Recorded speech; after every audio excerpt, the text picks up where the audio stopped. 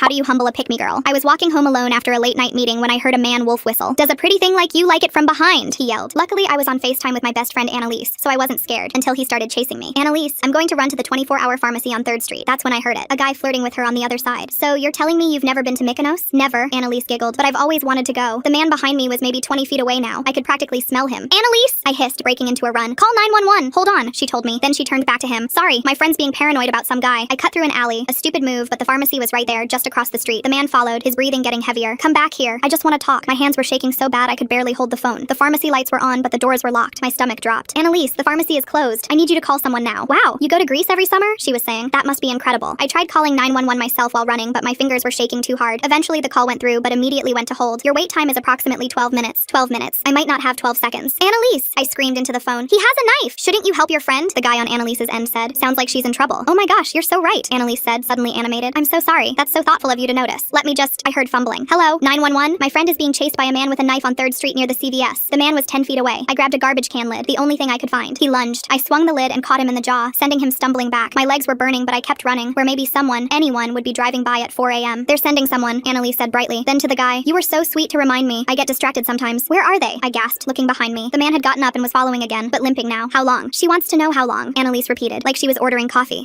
They said about 8 minutes. There's a big fire downtown, so the man grabbed my hair from behind, yanking me backward. The phone flew out of my hand, skittering across the pavement. I could hear Annalise's voice. So anyway, Mykonos, would you take someone with you? I bit the man's hand hard enough to taste blood. He cursed and let go. I dove for my phone, my knees scraping concrete. On the screen, I could see Annalise sitting at some bar, leaning toward this guy, twirling her hair around her finger. Tell them I'm on the corner of 3rd and Bryant, I screamed. The man grabbed my ankle. Did you hear that? The guy at the bar asked. Oh, she'll be fine. Annalise waved her hand dismissively. She gets anxious, so tell me more about your yacht. I managed to scramble into a 24-hour laundromat. The man was right there, pushing against the locked door. Please, I begged the woman. Call someone. Anyone. She fumbled for her phone, speaking rapid Spanish to someone. The man gave up pushing and started walking around, looking for another entrance. They're 2 minutes away, Annalise said suddenly. The police, I mean. Oh wow, is that a Rolex? 2 minutes. The back door was already splintering. It's a Patek Philippe, actually, the guy said. You have good taste. The door gave way. The man stepped through, his face completely calm now, almost serene. I backed against the washing machines, gripping a bottle of bleach someone had left behind. You shouldn't have run that far, he said with a grin. That's when we both heard it. Sirens. Annalise was still on speaker. Wow, Patek Philippe, that's even nicer than a Rolex, right? The man lunged. I threw the bleach in his face and ran, bursting out of the laundromat just as 2 police cars screeched up. The cops tackled him as he came out after me, his eyes streaming from the chemicals. The next morning, I went to Annalise's apartment. She answered the door in the guy's Michigan hoodie, looking confused about why I was there so early. I almost died last night. She rolled her eyes. You're being dramatic. The cops came, didn't they? That's when something inside me snapped. You want to know the truth? I asked. Men don't notice you because you're special. They notice you because you're easy to manipulate, because you'll literally let your best friend die for their attention. And when they realize you have nothing inside you except for desperation and a ran through coochie, they leave. I didn't realize it yet, but my comments had stung Annalise, and she wanted to use them to ruin everything I had. Full story on channel, link below.